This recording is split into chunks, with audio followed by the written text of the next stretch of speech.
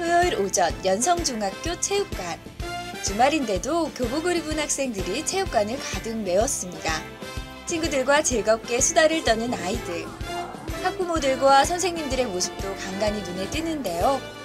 모두 시흥 골든벨의 참석과 응원을 위해 이곳에 모였습니다.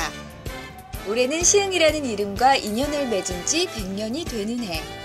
시흥시는 이를 기념하기 위해 시흥 골든벨을 개최했는데요. 우리 시흥은 인구 이동이 다른 도시에 비해서 약간 많은 편입니다. 그래서 그런 면에서 우리 청소년들은 여기서 자라나고 성장한 아이들입니다. 그래서 여기서도 지속적으로 살아야 될 우리 시흥의 보배들이고요. 이 보배들이 시흥의 역사를 좀 잘 알고 시흥을 사랑하면 좋겠다라는 취지로 기획하게 됐습니다. 이번 대회는 중등부와 고등부로 나눠 진행을 했습니다. 사전 신청과 현장 접수를 통해 모인 학생들은 모두 370여 명. 시흥 100년을 기념하는 뜻깊은 대회인 만큼 일반 대회와는 다르게 진행이 된다고 하네요. 시흥 골든벨 문제는 다른 골든벨과 다르게 그 청소년들이 알아야 될 일반 상식 문제와 또 시흥의 역사, 문화, 관광 등 시흥을 중심으로 시흥을 얼마만큼 알고 있는지 또 우리 청소년들이 시흥을 알아야 된다고 생각하는 부분들에 대해서 문제를 출제하게 되었습니다. 대회에 앞서 시흥 청소년들이 시흥 100년의 약속 시흥 골든벨에서 모든 역량을 펼칠 수 있도록 시흥시 문화홍보대사들의 응원 무대가 펼쳐졌습니다. 드디어 시흥 골든벨로 향하는 첫 번째 관문, 사전 OX 문제가 시작됐는데요.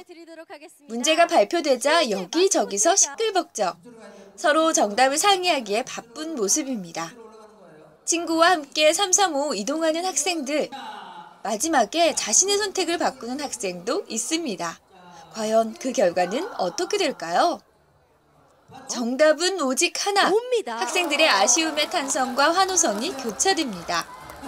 희비가 교차되는 건 학부모님도 예외는 아니었네요. 하지만 열심히 공부한 만큼 이대로 집에 갈 수는 없겠죠? 탈락자들을 위한 패자 부활전. 재도전할 기회를 잡은 학생들은 마음을 가다듬고 우승을 향한 발걸음을 옮깁니다. 본선에 진출한 학생들의 표정이 사뭇 진지해졌습니다. 사회자의 질문에 신중하게 답을 써나가는데요. 문제가 진행될수록 눈에 띄게 줄어드는 학생들. 시흥 골든벨의 긴장감은 점점 높아집니다. 드디어 오늘의 탑 7명이 가려졌습니다. 이 중 단 3명만이 최종 순위 결정전에 참여할 수 있는데요. 긴장한 학생들을 위해 같은 학교 학생들의 끈끈한 응원의 목소리도 이어졌습니다. 친구들의 응원에 힘입어 최종 순위 결정전에 오른 친구들. 패자 부활전을 통해 어렵게 올라온 친구도 있었는데요. 시흥 골든벨 최후의 승자는 누구일까요? 마침내 중등부와 고등부 각각 한 명씩 최후의 승자가 가려졌습니다. 그 영광의 얼굴들 만나볼까요?